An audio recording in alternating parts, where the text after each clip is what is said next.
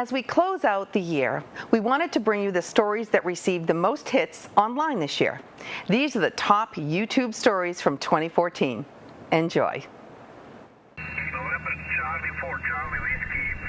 We are part of the International Amateur Radio Union, and that's what the World Radio Team Sport Championship is about.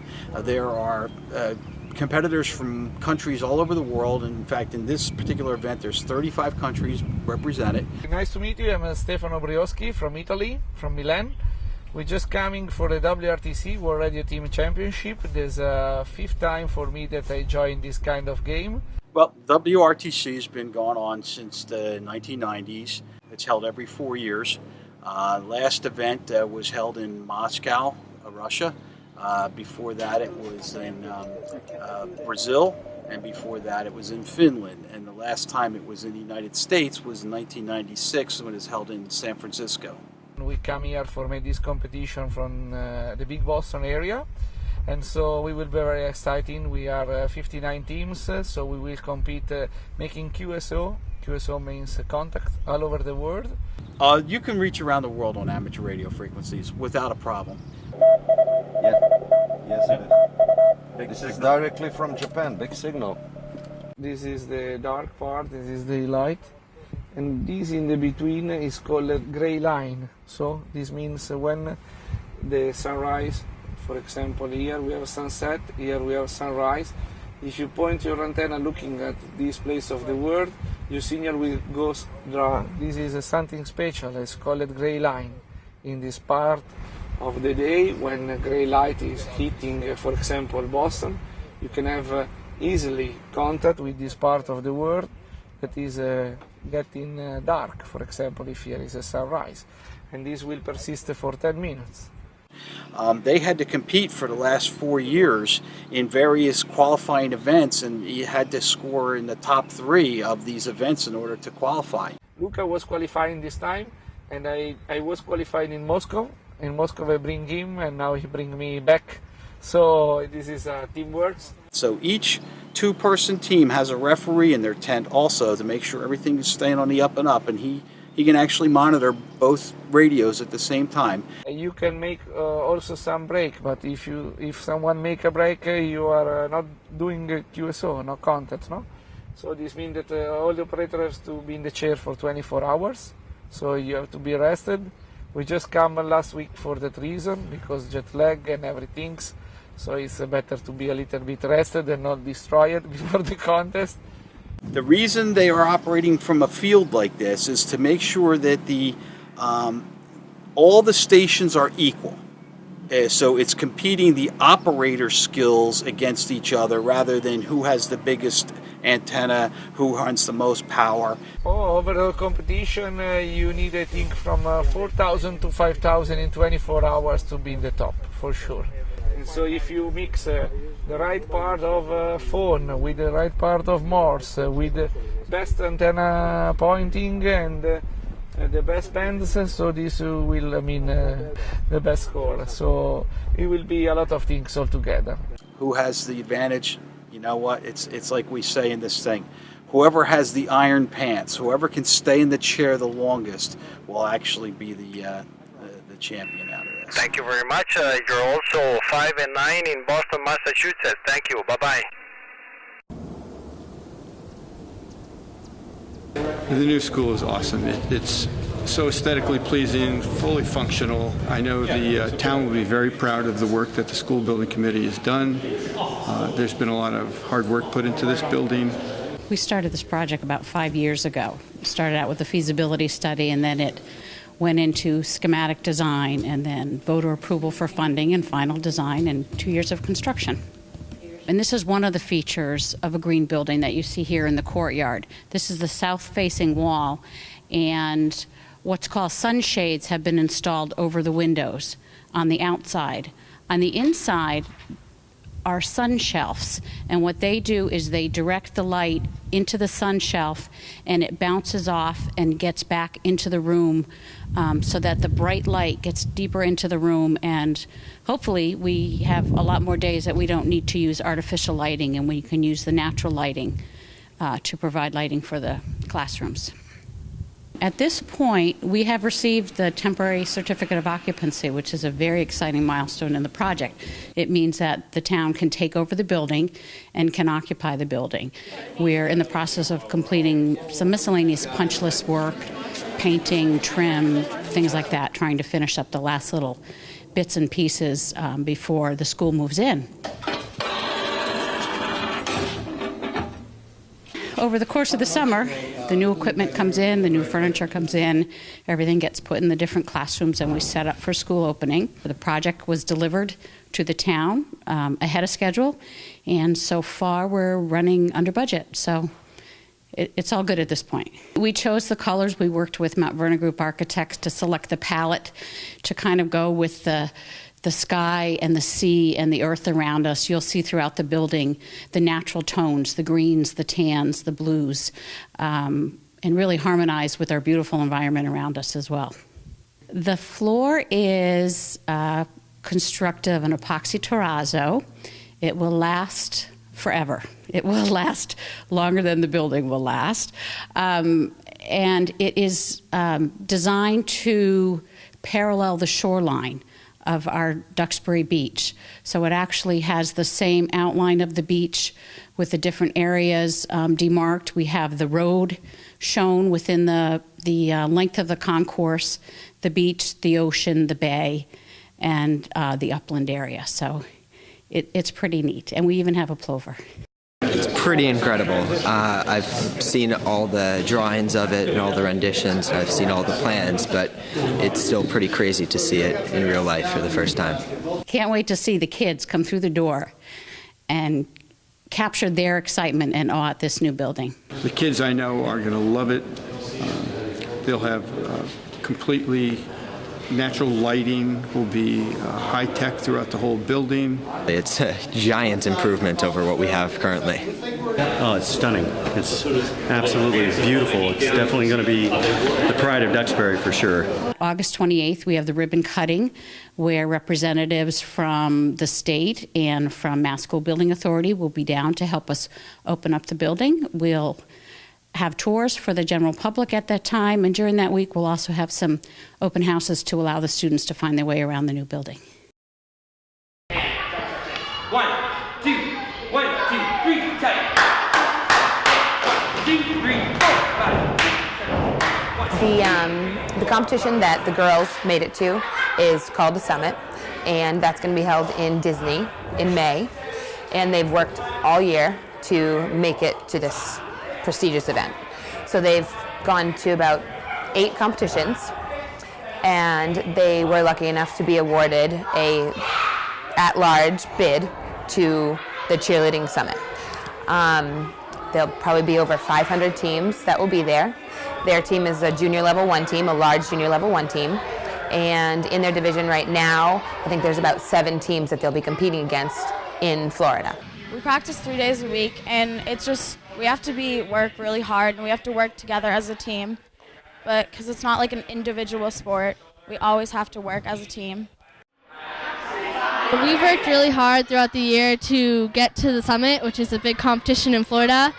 And we've practiced a lot, 3 days a week, just to get to this comp and be able to perform and hopefully be able to bring home rings and jackets.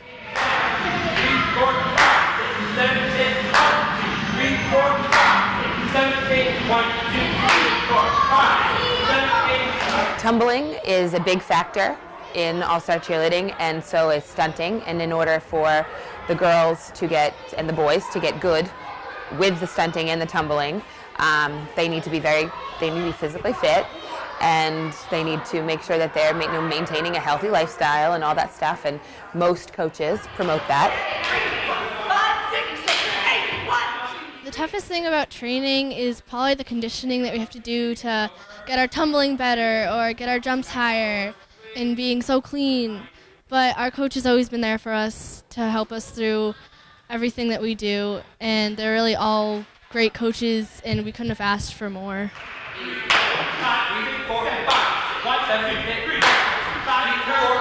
They've worked very, very hard. They practice 5.5 hours and then another hour for tumbling weekly. and they'll be adding in multiple practices the next couple of weeks to prepare for the summit.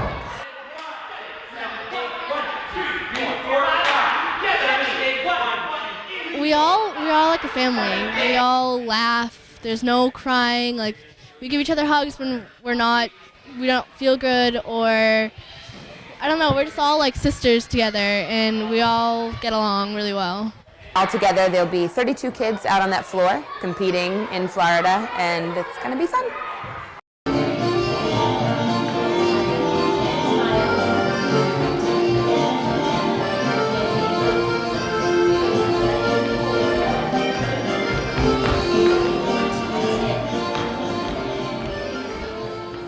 I actually started dancing at the age of 5 in Galway City, Ireland, where I grew up. And I danced my whole life. It was very important to me. I would say maybe 25 to 30 years ago. I started in the town of Duxbury. I started actually in Kingston and then moved over to Duxbury. And I have been in this area all that time. The beginnings of Irish step dancing. There's lots of different stories. The one that I would prefer to think the way it happened. Well, Irish dancing is part of our heritage, but I believe that in the 18th century, it was quite common, and I've read something where it started way back, even before then, but it was quite common in the 18th century to have what was called a dance master, who would tour Ireland, going from city to city, town to town. And during the harvest time, which is when they gathered all of the rice and corn and everything else, with potatoes and cabbage probably in Ireland, they would call the dance master, who was very flamboyant. And he would wear very bright colored clothes, and he would carry a cane, and he would wear a top hat. And he would be brought in by the most affluent farmer to teach his children. And then eventually he would teach all of the children of the rest of the peasants of the area. And it was very, very common. And if you were influential, if you were the richest farmer, you would be the one that would hire him. And after he would spend a week with you in teaching those children, he would then move on to the next small town or village, and he would be hired by somebody else to teach their children and those local children. And that's the story that we believe. That's how it happened. The ages of the children would go from age 4, and the oldest girl in my class is, I would say, 25. Boys do take Irish dance lessons, and the boys do very, very well at the Irish dancing. The girls have a different attitude about the Irish dancing. I think boys like Irish dancing because very often it relates to sports. I think it's very good for boys because it helps them with their sports. They can run faster, they can move faster, they can move backwards and forwards. And I think for boys that's an excellent thing, and they like it. I have probably about 5 or 6 boys in my class. They're not always, my boys are not always as competitive as the girls. So we're a very competitive Irish dancing school. And that means we do competitions, quite a few of them. For St. Patrick's Day, we are starting out this Saturday, and we are dancing 3 and 4 shows a day. Not during the week, where the kids have school, but weekends we are going nonstop up until the 17th.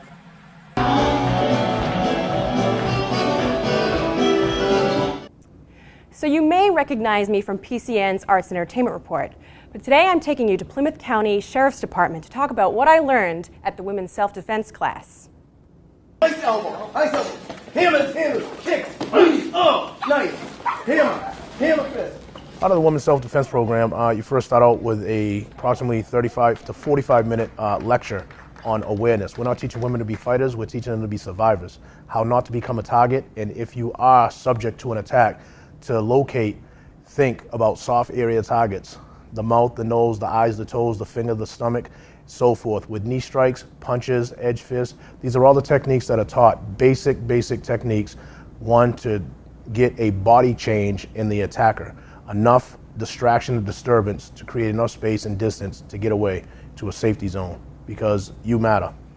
With that being said, we have Maureen, and one of the basic things that we talked about in the beginning was basic stance. Stance is key. Without stance and balance, you don't have much of a chance. So we express the importance of balance, and then we work into something basic as just a 1-2 punch. And we do that repetition, repetition. And we just don't teach to punch. We teach to strike with the palm heel. Palm heel, 1-2, through the target, 1-2.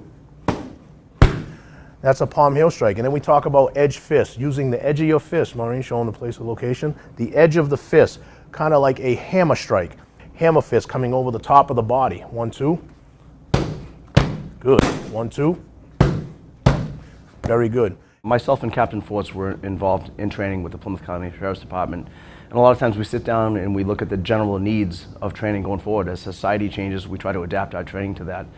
We identified the fact that it seemed like there was a rise in random stranger attacks against women, and we identified there's a need for a program for that. We got together and we put the program that we present now together. We brought it to our sheriff, and we're lucky enough to have a sheriff that's very community program oriented, and he let us implement the class. We find that there's almost a sense of liberation with the people in the class. It's like they come in as one person and they leave another person. Everybody seems to take something away from this class. So with that being said, some of the techniques, the personal weapons, one of the instruments that we like to also put out there that you can get online, it's called a Kubotan, Kubotan, Kubotan. It's 5.5 inches of polyfiber. A lot of people do not even know what that is. So you put a couple keys on the end, your house keys. Imagine these keys across to your face in an X fashion, across the face. Now, if you were to create enough space, I go to grab her, she pushes off, and she has it in what we call an ice pick fashion. Imagine this coming down to my eyes, my mouth, my nose, my throat. So I create enough space, I come at her, and she jams this into my face, my eyes. That is going to be a serious, serious body change. She lives to talk about it. It's basic stuff that technically we already know, but a lot of people don't think about it when they're in a situation, so it just helps you realize, okay, if this happens, what am I going to do? And just think about it. I would definitely recommend the class, well, any women, but yeah, especially younger kids now that they're out, teenagers they go to the mall or they go here and there, and they're not really paying attention, and it helps them to really realize, what to be aware of when they're out alone. Yeah, it's made me feel really confident. I work nights, I come home, everybody around me is already in bed, and it gives me a little bit more confidence getting out of my truck at night. The street lights aren't that great where I live, so yeah, it's given me a lot of confidence. I'm not overly confident, but it does give me the confidence, and I really enjoy it. I think everybody should at least try it once, yeah. So in conclusion, the Women's Self-Defense class is a free service to the public, and what women walk away with is priceless. Plymouth 400 is an organization that came together in order to commemorate the 400th anniversary of the coming of Mayflower and the founding of Plymouth Colony. And it really is an opportunity to tell the story of the English settlers who came here and the native people who had been here for thousands of years, and how they met and interacted, and what happened down the line in history. The three pillars, if you will, that we are keeping in mind with everything we do are education, infrastructure, and innovation. And education, of course, is really very important. This is a piece of history that everybody knows about or thinks they know about. We would like to make sure that the true and balanced story is out there. Then the second thing is infrastructure. If we're going to invite several million people to come through here in 2020 and 2021, then we want to make sure that they are welcomed by sufficient roads and good transportation and plenty of places to stay and eat and enjoy traveling around the area while they're here, because they won't just come to Plymouth. They'll go to Provincetown, and they'll go and visit Boston. So there'll be a lot of people who'll be traveling around the area. The economic impact of the events of 2020 and beyond are going to be very good for Massachusetts, because Plymouth turns 400 in 2020, and then it rolls into Salem in 2026 and Boston in 2030. So there's a very good economic high that can happen from Plymouth's 400th being the first here in the vicinity. The third pillar is innovation, and I see that as being technology.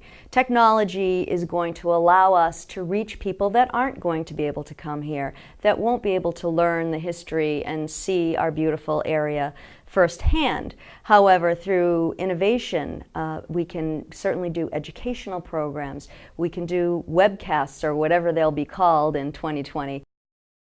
Each year we will be doing lead-up events, and they will be both fundraising events and awareness-raising events and friend-raising events. And those really happen here, right in Plymouth. So if you'd like to find out more about those, you can go to our website, which is www.plymouthma400.org. We will be reaching out for donations and fundraising. And so those are some of the ways you can get involved with Plymouth 400.